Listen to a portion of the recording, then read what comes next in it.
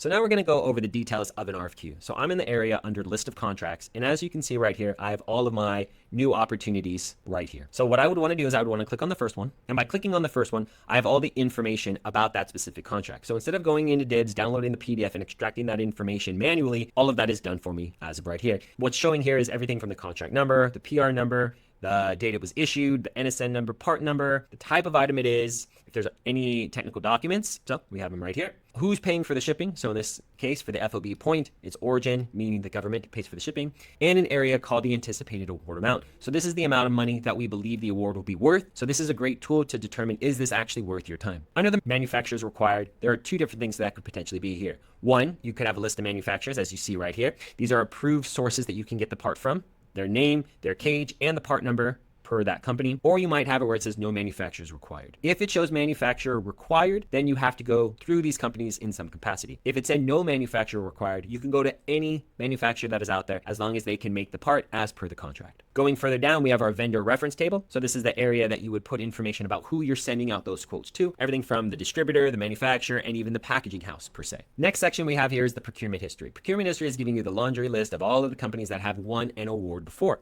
And if you're ever wanting to know exactly who won that award, you would just hover over that cage code and it's going to tell you exactly who that company is. Now, as I say in all the other videos, the procurement history is just giving you a story based upon this specific item. And just because a company has won an award before, it does not mean that they fulfilled this award. Many factors could potentially stop them from fulfilling this award. Maybe the packaging cost was too expensive or something along those lines. But this should just give you a guideline, a story to help reference how you should place it in your bid. If you scroll further down, you'll have all of the CLINs. So as you can see right here, we have CLIN 1 and we have CLIN 2. What the government is requesting is CLIN 1 of 284 pieces. EA is the unit of issue. Delivery days is 297 days. This inspection point will be at origin, meaning the DCMA will come to your location. And we see the packaging requirements, which have MIL standard 2073.